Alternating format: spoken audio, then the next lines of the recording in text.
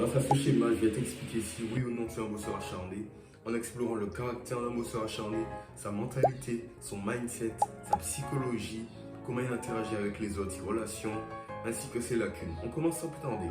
Premièrement, appelons le bosseur acharné le maître de la rigueur. Et pourquoi? Parce que il aime travailler, il aime la perfection, il tente toujours d'améliorer et d'optimiser chaque petite chose de sa vie, chaque petite habitude. Il a un emploi du temps. Chaque minute, chaque seconde, chaque heure, chaque semaine est chronométré. Il a des grands objectifs. Il voit toujours grand. Il rêve grand. Il fait le maximum pour atteindre ses objectifs. Ça, c'est le portrait d'un bosseur acharné.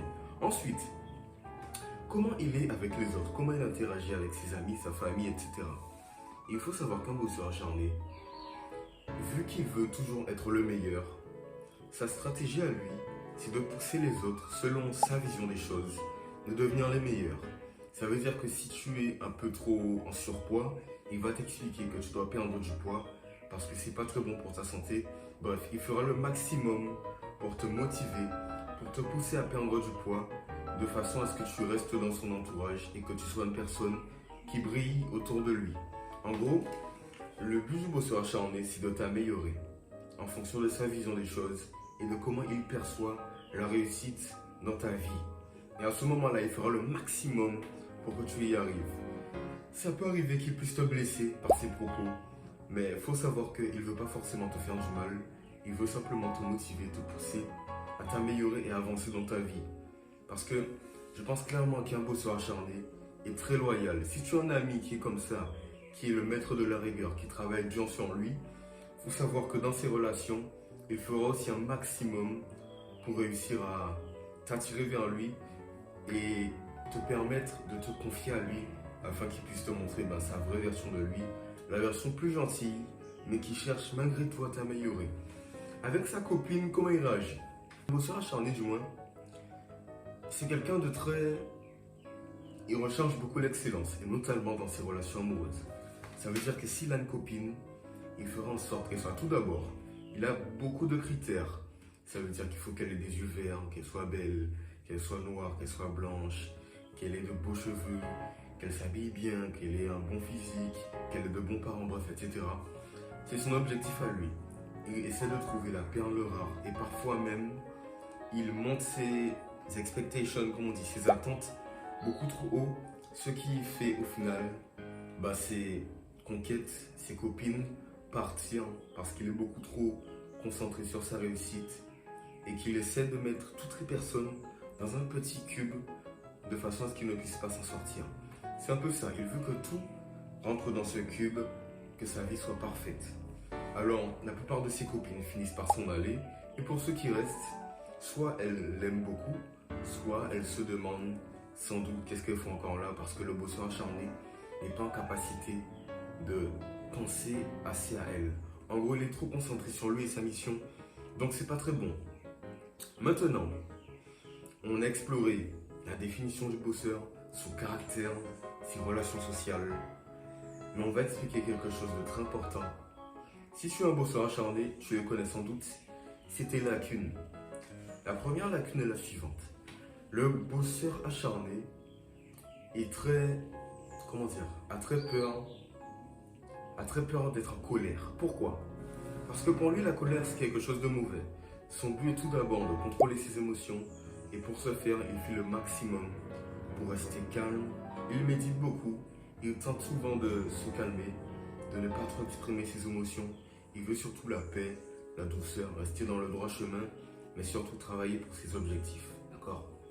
Maintenant, quand le bosseur acharné se met en colère ou quand il est frustré par quelque chose, toute sa journée peut être mise en péril parce qu'il a tout simplement du mal à mettre le problème de côté qui n'est pas si important que ça pour simplement passer tout son temps à consacrer cette journée à ce problème et il finit simplement par finir soit en dépression, soit très déprimé ou en colère contre lui-même.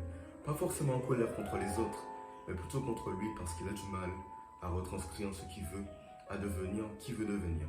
Et c'est donc ça le problème du bosseur acharné, sa colère. Il y en a deux, mais le premier problème c'est sa colère. Ok? Comment lutter contre ça? Quand tu es en colère parfois, Fais-le savoir à ton entourage, fais-le savoir à toi. Sois conscient de cette émotion, de cette colère qui t'embrase un peu plus chaque jour, d'accord? Alors médite. Parfois, quand tu es en colère, exprime cette colère. Ne la laisse pas en dehors de toi pour exploser un jour ou l'autre. Non. Prends ton temps, reste posé, exprime cette colère. Sois paisible avec toi-même, exactement. Sois paisible avec toi-même afin d'être quelqu'un de bien. Ok? Mais dis-toi toujours que la perfection, c'est un peu ça. Être parfait, c'est pas forcément être toujours linéaire dans le temps pour que tout soit bien placé. La vie, il y a des choses qui vont un peu dans tous les sens. La réelle perfection, c'est de savoir agencer les choses qui viennent dans ta vie sans te laisser déborder. Et quand il y a des choses qui changent dans ta vie, c'est pas grave. Tu tentes toujours d'agencer ce qui vient à la perfection. Mais le mieux, c'est de savoir que tu peux tenter d'être parfait, mais ce sera impossible parce que la vie n'est pas parfaite. Rien n'est parfait dans ce monde à part les mathématiques. Donc, dis-toi seulement que tu dois faire de ton mieux, mais que tout ne sera pas exactement comme tu veux, mais tu dois savoir réagir de la bonne manière. Ça, c'était le conseil pour la colère. La deuxième chose qui embrasse le maître de la rigueur, c'est simplement sa relation avec les autres. Comme je l'ai dit précédemment, le maître de la rigueur veut blesser inconsciemment les autres. Il blesse par ses critiques, par ses reproches, par ses... Comment dire? C'est comme s'il te donne des coups tout le temps, à chaque fois qu'il fait une remarque. Parce qu'il a du mal à agencer ce qu'il dit.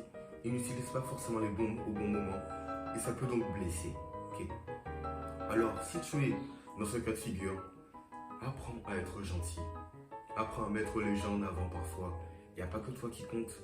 Des fois, tu dois compter sur le bonheur des autres. Et si tu rends les personnes heureuses, elles vont te rendre l'appareil et ce sera meilleur pour toi.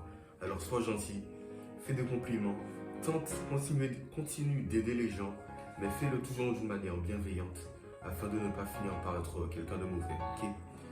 Tous ces conseils, je les ai tirés d'un seul livre. C'est celui-là. Attendez. L'anéagramme pour les nuls. Ok, je le lis beaucoup en ce moment. Je vais vous donner d'autres conseils de celui-ci. Abonne-toi, mec. Tu likes, tu commentes. Ce fut un plaisir de partager ces conseils avec toi. On se capte demain. Garde la pêche, garde le smile. Mon Instagram en description. Et puis, peace.